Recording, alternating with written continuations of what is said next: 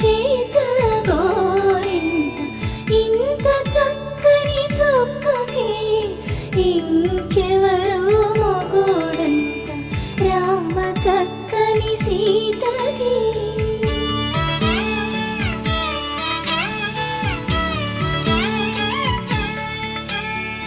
ఉడత వీపున